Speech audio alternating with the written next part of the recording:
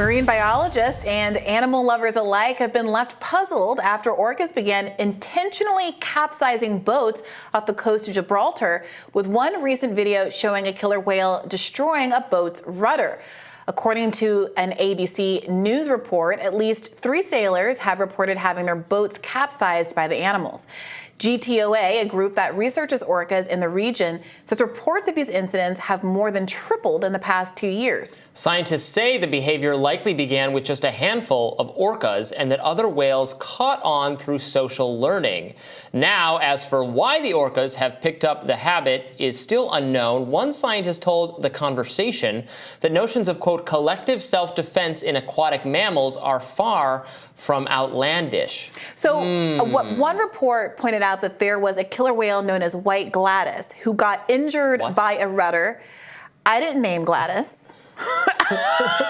Clearly not. This is not a Karen story. This is a White Gladys story.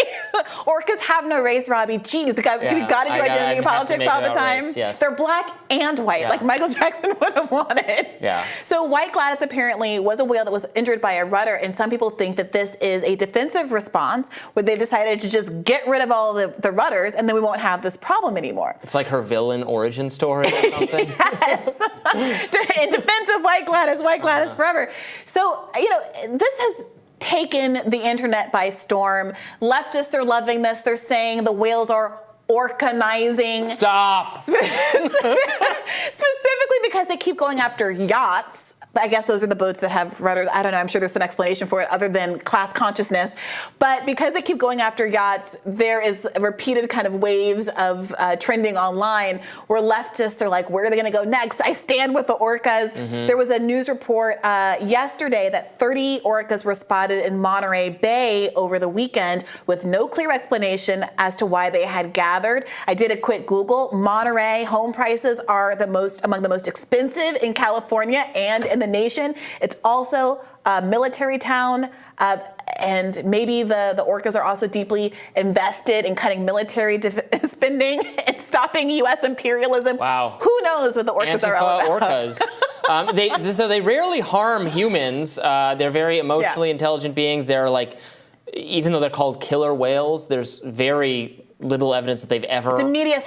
It's a smear. They were smeared.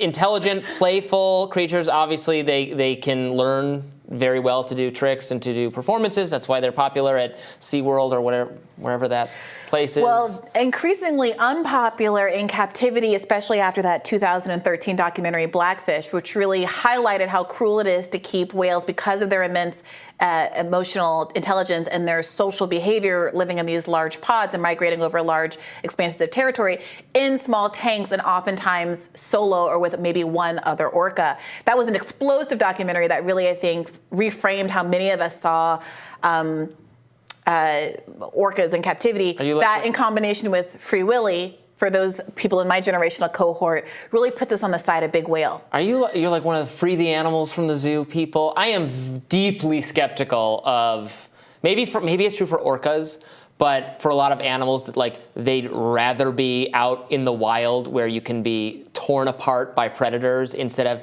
in the nice zoo where you have a nice life and the people come to watch you. You know this from talking to animals? You're Dr. Doolittle now? They told you how much they prefer the wild is the bad. San Diego I don't know. To the Serengeti. Have you seen videos of like the buffalo or the gazelle or whatever being torn apart by lions? Yeah, I grew up in Kenya. I've seen it with my own eyes. Well, don't you think that it's a better life in the zoo? No. Okay, I absolutely. If I get transformed by an evil gypsy woman, turns me into like a goat or something, put me in a zoo. I don't want to go into the wild. Okay, a goat, I can't. I'm not going to make it in the wild. Okay. Robbie, a goat is a domesticated animal. I think it's not all animals aren't the same. Some animals, tigers, lions, whatever, they have thousands of miles on which they normally range in the wild and social habits that require large numbers of them. It's also true that not all zoos are made equal. Some do really have a lot of space for animals, and some animals don't need as much space. And all of those things are here or there. There's also an argument for conservation efforts, that people are more likely to give and want to protect these animals if they are able to see them personally in an urban environment. Most people can't get on a plane and fly to Tanzania or whatever. So I think those are all arguments to be made. I'm not saying close down all zoos tomorrow, but with some animals like orcas, I mean, the intelligence gap between an orca and a goat, or a marmot or something else, red panda that you would go see at a zoo. Also, there are things like pandas. The red panda is the cream of the crop in terms of zoo seeing animals. Sure, but the regular pandas, the orca-colored pandas, there's reasons to keep them in captivity because they're so stupid they cannot stay alive. We have great pandas at the Washington D.C. zoo. They're the most boring creatures. They never move. They just eat bamboo. And the sign, I remember the sign is it's like, yes, they mostly eat bamboo. Their systems don't digest bamboo very well, and it'd be great if they preferred something else. But nope, they're just determined to eat bamboo. Yeah, Darwin makes Yeah. God makes mistakes. No, in the wild, they're clearly not meant for survival, but here we are keeping them alive. Yeah. And they have us to thank for it, and we keep giving them their plates of bamboo. Right. Yeah. So, I mean, there are arguments that animals can suffer very badly in the wild and in zoos where they're well taken care of. I think that's... As a libertarian, I did not expect you to be making the case that, hey, you can have all of your freedoms limited, and that's okay as long as it's keeping you safe. The nanny state is great if you're an impala. But I'm a libertarian, but I don't want to live in like a hunter-gatherer society where like I have to roam the streets of the wild and hunt for my food. I live in a house, like a nicely curated environment for myself. There's no reason to think animals wouldn't seek the same thing. Robby, you are telling on yourself so loudly right now, because the anti-libertarian argument is always libertarianism is great for people who have wealth and privilege and can wall themselves up in a castle with a moat and don't have to go hunter-gatherer, don't have to do anything out in the world, and can homestead. And everybody else is...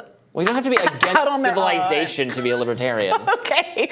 Well, let us know what you think about the orca of it all. If you've had any experiences, close encounters of a white Gladys Maybe this kind. is the beginning of the end of the world, like in Hitchhiker's Guide to the Galaxy, all the dolphins leave, so long and thanks for all the fish. Yes, or it's destroyed. Star Trek 4, where the future of this humanity rests on there being whales on Earth to communicate with an alien species. Oh boy.